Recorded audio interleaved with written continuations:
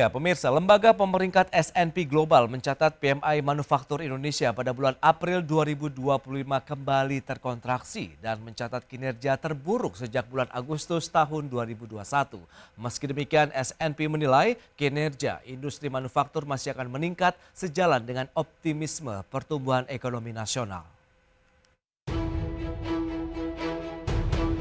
Lembaga pemeringkat S&P Global mencatat aktivitas manufaktur Indonesia terkontraksi pada April 2025, di mana Purchasing Managers Index atau PMI manufaktur Indonesia bahkan mencatat kinerja terburuk sejak Agustus 2021 atau saat Indonesia terdampak pandemi gelombang Delta. Data PMI yang dirilis oleh S&P Global pada Jumat pekan lalu menunjukkan PMI manufaktur Indonesia per April 2025 berada di level 46,7. Level tersebut lebih rendah dibanding posisi Maret 2025 yang berada di level 52,4. PMI manufaktur Indonesia bahkan melaju dalam kecepatan terendah sejak Agustus 2021 atau dalam 3,5 tahun lebih. Koreksi PMI yang terjadi pada April 2025 juga mengakhiri kinerja positif aktivitas manufaktur Indonesia yang ekspansif pada Desember 2024 hingga Maret 2025. S&P Global dalam laporan terbaru mengungkapkan PMI manufaktur Indonesia mengalami kontraksi karena adanya penurunan tajam dalam volume produksi dan pesanan baru. Dan dalam merespons perlambatan ini, pelaku industri mulai mengambil langkah penyesuaian dengan mengurangi aktivitas pembelian dan tenaga kerja pada awal kuartal kedua. Selain itu, S&P Global juga menilai perusahaan manufaktur akan memilih untuk mengurangi tingkat persediaan barang dengan memanfaatkan stok bahan baku dan barang jadi guna menyelesaikan produksi dan memenuhi pesanan. Meski demikian, proyeksi industri manufaktur untuk 1 tahun ke depan tetap positif karena perusahaan memperkirakan produksi akan meningkat seiring dengan membaiknya kondisi ekonomi dan meningkatnya daya beli pelanggan. Berbagi sumber IDX Channel. Ya, sementara itu pemerintah mengakui perang dagang telah menjadikan industri manufaktur ikut terkontraksi. Namun Menteri Koordinator Bidang Perekonomian Erlangga Hartarto menjelaskan kontraksi tersebut merupakan hal wajar, namun tetap diwaspadai sebagai upaya menjaga ketahanan ekonomi nasional ke depan.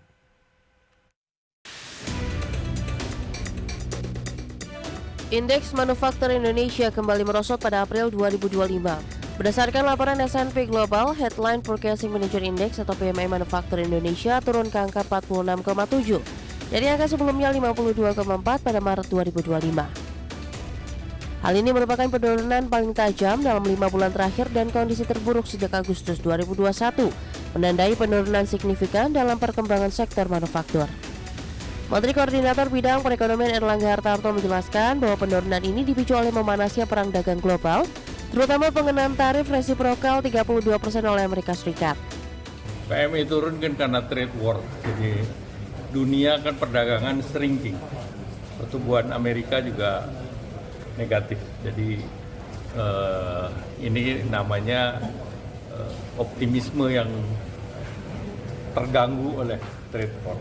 Tetapi kita kan outlook-nya tetap positif karena kawasan regional itu relatif aman dan kita sedang mendorong untuk EU-SEPA. Memang sudah waktunya untuk mendiversifikasi pasar ekspor dan menurunkan tarif barir, karena kalau kita turun yang lain juga resiprokal menurunkan, maka produk kita akan lebih kompetitif. Meski demikian, Erlangga optimis terhadap prospek sektor manufaktur ke depan. Ia menyebut kawasan regional masih relatif stabil dan pemerintah tengah mendorong finalisasi perundingan Indonesia-European Union Comprehensive Economic Partnership Agreement yang diharapkan dapat membuka peluang ekspor baru dan meningkatkan daya saing produk Indonesia di pasar global. Dari Jakarta, Rarjo Patmo, IDX Channel. Ya, pemirsa, untuk membahas tema kita kali ini, strategi industri manufaktur menahan tekanan ekonomi global, kita sudah tersambung melalui Zoom bersama dengan Bapak Redma Gita Wirawasta, Ketua Umum Asosiasi Produsen Serat Benang dan Filamen Indonesia. Halo Pak Redma, apa kabar? Baik Mas, baik. Terima kasih. Terima kasih juga atas waktu yang disempatkan. Kemudian sudah bergabung Mas Yusuf Randy Manilet, peneliti ekonomi Core Indonesia. Halo Mas Yusuf, apa kabar? Kabar baik Mas Pras. Baik, terima kasih juga atas waktu yang disempatkan. Dan sebelum membahas lebih jauh Mas Yusuf, bagaimana review dan penilaian Anda terkait dengan dinamika perkembangan ekonomi global yang memberikan dampak terkait dengan kinerja industri manufaktur di Indonesia pada kuartal 1 tahun 2025 ini, Mas. Iya, kalau kita bicara terkait dinamika perekonomian global, maka memang tidak bisa kita lepaskan ya faktor dari Amerika Serikat. Oke, Karena di awal tahun setelah Trump terpilih, memang kebijakan yang mengedepankan proteksionisme itu akhirnya menurunkan semangat ya perdagangan global, terutama di sepanjang tahun 2005. Dan seperti yang kita tahu di bulan Mei kemarin, Trump akhirnya juga menjalankan kebijakan yang relatif progresif ya, relatif agresif dengan menerapkan tarif yang relatif tinggi. Nah, tarif yang relatif tinggi ini tentu akan memberikan outlook yang buruk, terutama untuk sektor-sektor tertentu yang menjadikan Amerika Serikat ataupun pasar global sebagai salah satu pangsa pasar utama. Nah, sementara kalau kita bicara dukungan dari ekonomi domestik, terutama di triwulan pertama, memang relatif bervariasi gitu ya. Artinya memang ada industri manufaktur yang tidak terlalu terdampak dengan perlambatan ekonomi domestik. Namun di saat yang bersamaan ada juga industri manufaktur yang juga terdampak dengan outlook dari perlambatan di ekonomi domestik. Jadi memang kalau menurut kami kondisi globalnya tidak begitu meyakinkan untuk mendorong kinerja dari semua industri di subsektor lapangan usaha manufaktur, dan ini kemudian diperparah dengan sektor domestiknya yang juga belum terlalu baik. Jadi oke. tekanan ini ada dua seperti itu, Mas Pras. Baik, baik. Nah, lantas bagaimana dengan PMI manufaktur kita yang akhirnya mengalami kontraksi lagi setelah beberapa bulan sebelumnya kita sudah berhasil juga untuk kembali lagi ke arah yang positif begitu? Iya, jadi kalau kita ikuti sebenarnya penurunan PMI itu tidak terlepas dari proyeksi dan perlambatan permintaan ya dalam bulan lalu dan juga beberapa bulan ke depan. Oke, Dan perlambatan permintaan ini sekali lagi juga sebenarnya merupakan kelanjutan dari apa yang kita diskusikan barusan, baik yang dipengaruhi oleh faktor global karena adanya sentimen dari perang dagang dan juga faktor domestik karena adanya sentimen perlambatan ekonomi dari dalam negeri. Jadi ketika kedua faktor ini digabungkan, ini akhirnya mempengaruhi persepsi dari pelaku usaha di industri yang disurvei sehingga mereka menahan outlook mereka terhadap kinerja industri mereka di bulan lalu dan juga beberapa bulan ke depan. Jadi memang ini memang kombinasi sekali lagi antara kondisi ekonomi global yang baik.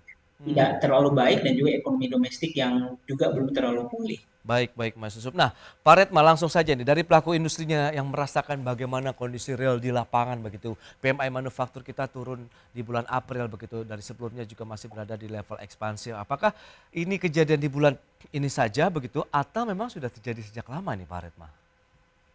Ya, sebetulnya kan ini sudah terjadi sejak beberapa bulan ke belakang. Cuman memang Oke, hanya terjadi di beberapa sektor industri tekstil yang paling terdampak terlebih dahulu. Tapi oke, kalau kita melihat sekarang dengan adanya tarif Trump ini kan semua sektor mulai terkena ya, terutama sektor-sektor iya, manufaktur. Kita lihat elektronik juga, furniture, sekarang otomotif yang baru-baru ini mulai menurunkan produksinya ya. Jadi efek Trump ini mempercepat gitu ya, mempercepat semuanya karena, dan ini kan terkait dengan tadi yang disampaikan tadi, memang permintaannya dua permintaan ekspornya juga turun karena banyak brand-brand, kalau di tekstil banyak brand-brand sekarang udah mulai ngerem ordernya, yang harusnya udah ada order-order baru, mereka mulai ngerem ordernya. Yang kedua tadi terkait dengan keyakinan, karena angka IKI-nya, indeks kepercayaan industri itu kan turun ya, yang dari oke, Kemenperin. Mereka terutama yang mereka ingin selamatkan sebetulnya adalah pasar dalam negeri, tapi mereka nggak yakin bahwa dengan adanya efek Trump ini barang-barang Cina tidak akan masuk sini. Jadi mereka hampir 100% yakin barang-barang Cina akan menjadi pasar. Nah, di situ efek yang kedua, yang lebih besarnya sebetulnya yang efek kedua. Sebetulnya kita bisa menggunakan pasar domestik, tapi industri nggak yakin bahwa pasarnya dapat dilindungi oleh pemerintah. Oke, nah strateginya apa saja yang sudah dilakukan dari teman-teman pelaku usaha? Kita akan bahas nanti di segmen berikutnya, Pak Retma. Pak Yusuf, kita akan jeda dulu sebentar ya. Dan pemirsa, kami akan segera kembali usai pariwara berikut ini.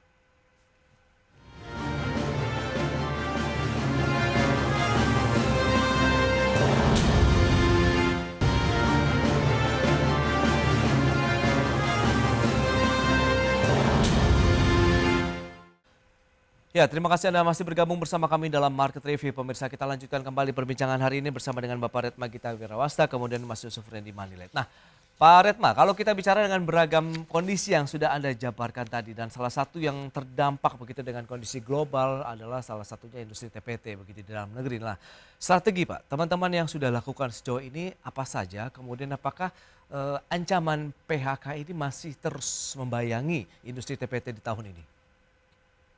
Ya, jadi memang ini kan strateginya agak sulit ya, karena ini kan market ya. Ketika Oke. marketnya turun, tentu permintaan turun, mau nggak mau kita harus melakukan pengurangan produksi ya. Meskipun kalau di tekstil sih sudah turun jauh. Artinya ketika sudah turun Oke. jauh, efeknya tentu akan ada yang tutup lagi gitu ya. Jadi ini ya tidak ada strategi lain kecuali kita slow down dulu, karena mungkin nanti setelah kondisinya agak lebih bagus dan kepercayaannya kita sudah mulai ada lagi, akan ada lagi reaktivasi ya. Sebetulnya banyak pengusaha-pengusaha di sektor tekstil terutama itu yang sedang menunggu kebijakan pemerintah. Ini kan Kemenko kan sedang menggodok paket kebijakan. Nah, ini yang paket kebijakan ini yang sedang ditunggu gitu. Apabila paket kebijakan ini betul-betul bisa memberikan kepercayaan, artinya mereka bisa menghitung lagi dengan paket kebijakan ini dia bisa jalan lagi. Saya kira reaktivasi itu akan cepat ya. Jadi ini memang gamenya tergantung seberapa cepat pemerintah bisa mengeluarkan kebijakan, Ya. tapi juga bukan asal kebijakan, tapi kebijakan yang bisa memberikan kepercayaan industri untuk bisa menjalankan kembali lini produksinya.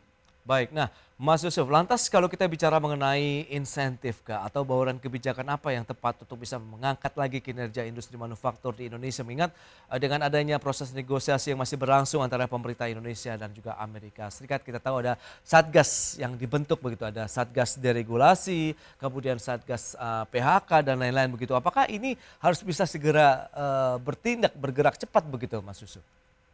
Ya, kami pikir demikian. Jadi tugas dari Satgas ini kan sebenarnya untuk melakukan aksi preventif ya. Maksudnya dalam konteks misalnya Satgas PHK, harapannya PHK itu kemudian trennya tidak berlanjut gitu. Tetapi Oke. memang tidak sesederhana itu karena PHK itu tadi sudah dijelaskan oleh Pak Retma, itu juga sebenarnya merupakan muara akhir ya dari tadi penurunan produksi dan juga penurunan permintaan. Oke. Jadi saya kira memang fokusnya ada pada tidak hanya insentif di sisi supply saja ya, tetapi juga di sisi demand dari masyarakat juga kemudian perlu diberikan confidence untuk melakukan spending lebih lebih banyak, lebih besar ya. Apalagi sekali lagi kalau kita bicara konteks di kuartal berikutnya ya, karena kalau kita ingat di kuartal berikutnya ini sebenarnya tidak ada momentum lagi, tidak seperti kuartal pertama di mana ada momentum Lebaran dan Ramadan. Di kuartal berikutnya sudah tidak ada, paling mungkin di akhir tahun. Nah, makanya kemampuan pemerintah dalam memboost confidence konsumsi masyarakat itu juga akan linear dengan upaya untuk mendorong kinerja industri. Oke. Karena sekali lagi industri tentu ketika permintaan dari masyarakatnya meningkat, responnya biasanya tentu akan meningkatkan produksi ya. Ketika produksi meningkat itu juga bisa mengurangi potensi tren PHK yang sudah dilanjutkan, yang sudah terjadi maksud saya. Kemudian kalau kita bicara konteks peran dagang, kita berharap beberapa subsektor industri manufaktur yang menjadikan pasar global, terutama Amerika Serikat, itu bisa diberikan semacam prioritas gitu ya. Sekali lagi karena kalau kita perhatikan ekspor dari Indonesia untuk beberapa kategori produk seperti katakanlah tekstil, kemudian juga alas kaki, itu menjadikan Amerika Serikat sebagai salah satu pangsa pasar utama. Nah, makanya ketika ada kebijakan dari Trump ini kan berpotensi sekali lagi akan menekan subsektor ini, sehingga kita berharap untuk negosiasi yang dilakukan saat ini sampai beberapa hari ke depan itu bisa tidak hanya mengakomodir kepentingan Amerika Serikat ke Indonesia, tapi Oke. juga pemerintah perlu memastikan kepentingan dari Indonesia juga bisa diakomodir oleh pemerintah Amerika Serikat. Salah satunya misalnya terkait tarif barang untuk beberapa produk yang disebutkan barusan. Jadi memang tadi inisiatif untuk membutuhkan Satgas itu merupakan respon yang cukup baik. Oke. Namun sekali lagi kita perlu menunggu ya langkah konkret yang kemudian akan dilakukan oleh para orang yang berada di dalam satuan tugas tersebut. Baik, itu dia. Kita masih menantikan begitu langkah-langkah yang akan segera dilakukan oleh pemerintah sehingga bisa menelurkan kebijakan yang tepat sasaran begitu. Nah, ini menarik Pak Redma. Tadi meskipun kita tahu ada penurunan dari PMI manufaktur, tapi SNP juga menyebutkan industri manufaktur masih bisa tumbuh nih sampai dengan akhir tahun. Nah, proyeksi dari Pak Redma sendiri bagaimana? Apakah industri TPT juga akan merasakan hal yang sama begitu, dalam artian masih ada asa sampai dengan akhir tahun? Ya, ini kan memang harapan itu tetap ada ya. Dan kalau dilihat dari sisi lain ya, ini kan Ya. sisi lain ada perang dagang, merubah peta perdagangan, tapi perang dagang ini juga kan merubah peta investasi ya. Jadi Oke. kita melihat akan ada banyak juga beberapa relokasi pabrik yang dari balik investasi dari Taiwan, Jepang, Korea yang ada di Tiongkok itu untuk pindah ke kita gitu. Nah, kalau dan beberapa sudah ada mulai terlihat ada itu. Jadi pertumbuhan ini mungkin tidak akan didorong oleh produksi, tapi akan didorong oleh investasi. Jadi dengan harapannya dengan kondisi yang sekarang marketnya lagi kurang baik, ini beberapa pengusaha sudah melakukan punya kajian, ini waktunya untuk berinvestasi. Jadi ketika investasi nanti begitu marketnya membaik, investasinya sudah mulai jalan gitu. Nah ini jadi pertumbuhan sepertinya akan didorong oleh dari sisi realisasi investasi gitu. Baik, optimisme sendiri Mas Yusuf, ke depan Anda melihat bagaimana dengan PMI manufaktur kita yang sudah mengalami kontraksi hari ini? Iya, saya kira memang persepsi kita terkait kondisi ke depan akan sangat sekali lagi ditentukan dari tadi ya langkah pemerintah, terutama bagaimana mendorong ya industri manufaktur. Tadi saya sepakat bahwa saya pikir salah satu exit strategi yang juga mulai harus dipikirkan tim negosiator dan pemerintah adalah bagaimana menangkap ya peluang realokasi tempat investasi dari Ya. perang dagang yang terjadi saat ini. Karena itu sekali lagi akan menjadi semacam game changer. Karena ketika misalnya realokasi investasi itu masuk ke Indonesia, saya kira itu bisa sedikit menjadi tanda kutip obat gitu ya untuk mendorong kinerja industri manufaktur. Di sisi lain, menurut kami belanja pemerintah juga akan ikut menentukan gitu ya bagaimana kinerja dari perekonomian secara umum dan kinerja industri manufaktur secara khusus gitu. Karena sekali lagi ketika investasi yang didorong oleh belanja pemerintah itu mulai bergeliat, maka itu juga akan memberikan efek pada masyarakat secara umum, dan harapannya efek ke masyarakat ini juga akan memberikan implikasi positif ke industri manufaktur. Jadi menurut kami tadi exit strategi mengenai bagaimana menangkap realokasi investasi dari negara-negara yang terdampak perang dagang juga penting, Ya. dan di saat yang bersamaan belanja pemerintah yang Yes. direalisasikan juga akan ikut menentukan bagaimana Baik. kinerja masyarakat, perekonomian dan Ya, industri. itu dia yang menjadi nanti game changer Indonesia ke depan begitu ya, bagaimana upaya menyiapkan strategi realokasi dari beberapa produsen-produsen luar negeri begitu untuk bisa menanamkan investasinya di Indonesia dan juga belanja pemerintah. Baik, Pak Redma, terima kasih banyak nih atas waktu sharing dan juga update yang sudah diberikan. Mas Yusuf, terima kasih juga atas analisis yang sudah diberikan kepada pemirsa pada hari ini. Selamat melanjutkan aktivitas Anda kembali. Sampai berjumpa lagi.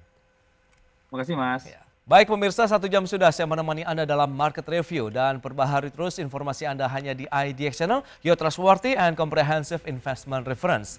Karena urusan masa depan harus terdepan, aku investor saham.